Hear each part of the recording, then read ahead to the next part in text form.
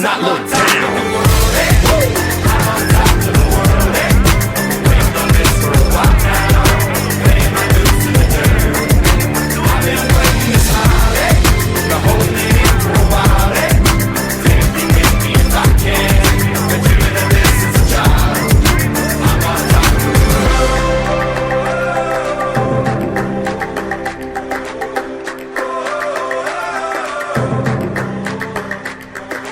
Boilers, and welcome to the 5th edition of Double Vision. I'm Amber Parks. And I'm Jackson Shaputis. We're sure you're all excited about not having school tomorrow, as well as having Double Vision 24 hours earlier than usual.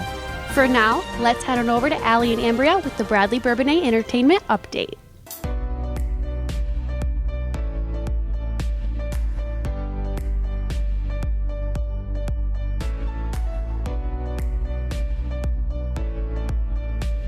I'm Ambria Roberto. And I'm Allie Schweigert. And this is BBE. This past Saturday, our ILMEA District Jazz Qualifiers had their jazz performance at Olivet. Great job to everyone involved. With the fall musical just around the corner and final touches being made, this year's cast is ready to perform.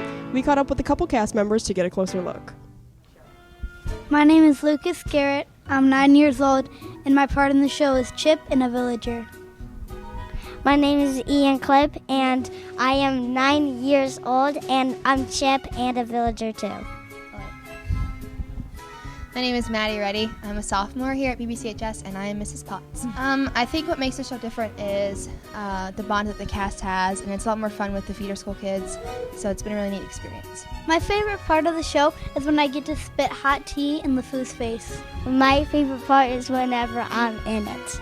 I'm just excited for the atmosphere and to see how the crowd reacts. It's going to be a lot of fun. I'm excited because it's my first show, and I can't believe I got a main character. I'm so surprised.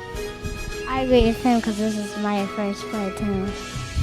So we decided to keep both Chips because they did such an amazing job at auditions that we just couldn't let one of them go. So.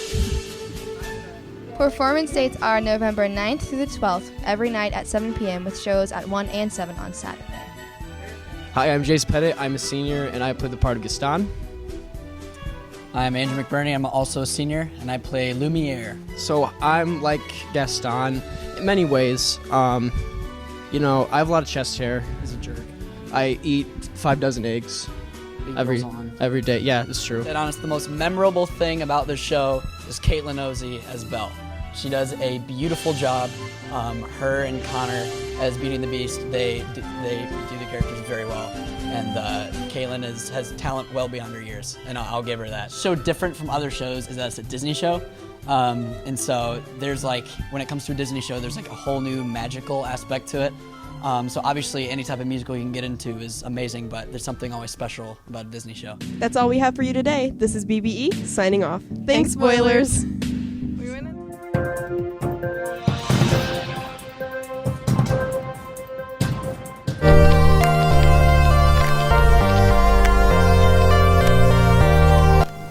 The mock election is essentially a way just to get BBCHS students, give them a voice in this election even if they can't vote. So they're going to go to during their study hall to vote either in the PC lab or West 212. Youth in government is all about applying what government offers and how people can get active in that. I think a lot of people might be intimidated by the process of voting, registering to vote, and actually going out looking at a ballot.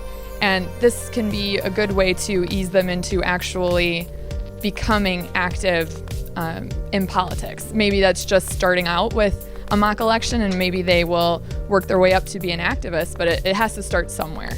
So that's what youth in government is all about, is coming up with that beginning for a lot of kids. Young people need to vote because it's their life. Most of the time the legislation that's passed or the decisions that the president makes or a senator or representative makes affects them in some way or another, and they don't realize it. So the more active they are, the more that they can speak and voice change. We saw it a lot in this election where young people were following certain candidates and really shaped the way their whole campaign was run. So they really have a voice because politicians will listen to young voices because they know they'll be future voters for generations to come. I think young voters bring a lot of idealism, which is really needed in politics today. You see a lot of people that have been in the system a long time, and we get kind of jaded when we hear stories about different politicians doing different things. But it's the young voters, I think, that hold them accountable to that. Where older people see it's politics as usual, young people say, no, we have to hold them to a higher standard. I guess the struggle even a lot of adults are facing, or voting age adults are facing in this election is how do you pick between two evils, I guess. It's difficult to call it anything different. I would say there are people out there who vote along party lines, and they seem to trust their party and go along those instincts. And then there are people who are independent voters and vote according to character or stances on certain issues. So I would say voting is important regardless, and whomever somebody votes for, they should do it, personally I think, independently, but again, people have the right to vote however they wish. So, and I believe that's what makes our country great. I think it's easy for young people to believe that they don't have a say because politics can be very corrupt sometimes, but I think that they need to keep in mind that this country was founded on the idea that everybody should have a voice. And I think about the different minority groups throughout history, women, other minority groups that were never allowed to vote. And I think that honoring them is the least that you could do in voting. Thanks, ladies. Now it's time to announce the winner who correctly guessed the time of last week's buzz. Congratulations to this week's winner, Wes Gallagher. Come on down to room W215 to claim your prize. For now, tune into BSPN for all things sports with Jimmy and Drew.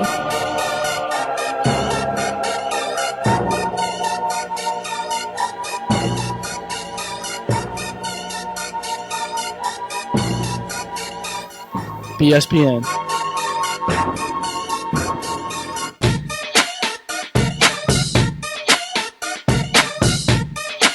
Starts right now. Hello and welcome to another edition of BSPN. I'm Drew Boudreau. And I'm Jimmy Anders, and here's your fall sports final rundown. Congratulations to girls swim and dive on excelling to a third overall place at conference, and especially congratulations to junior Megan Schroeder for her first place finish in the 100-meter breaststroke. Congrats to the Golden Boy Lenny Bauman on PRing down at state this past weekend and landing the second fastest time ran at BBCHS in history. Keep doing big things. The football team's incredible record-breaking run came to a blunt end last week as they ran into Plainfield North and dropped it 49-20. Great season, boys. Congrats to the boys soccer team as they placed third down at state this past weekend. Their final record was 25-1. Congrats on an amazing season, boys. Congrats to all our fall sports this year on incredible seasons, and good luck to swim as they finish out the season. Well, that's all we got for you this week. I'm Drew Boudreau. And I'm Jimmy Anders. Happy Veterans Day.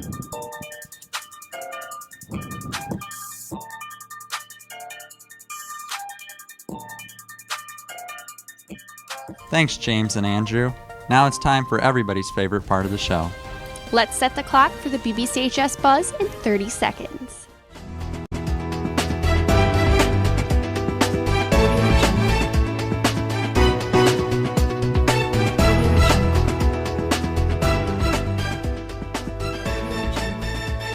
Annual NHS food drive is taking place all of next week. If you have canned goods that you'd like to donate, look for the bins in the main lobby in the atrium. Veterans Day is tomorrow. Enjoy your day off, but don't forget to honor those who have served our country. Thank you to all of our veterans watching right now from the Double Vision crew. There was a packed house in the auditorium last night for opening night of Beauty and the Beast. Congrats to the cast and the crew for putting together a great show. That's all we have for you this time. If you think we went over or under 30 seconds in the buzz, tweet at BBCHS Media for a chance to win a sparkly Bruno the Boilermaker bobblehead. Don't forget to use the hashtag Double Vision to tweet your thoughts on the show, and head on over to the Boiling Point for more school coverage.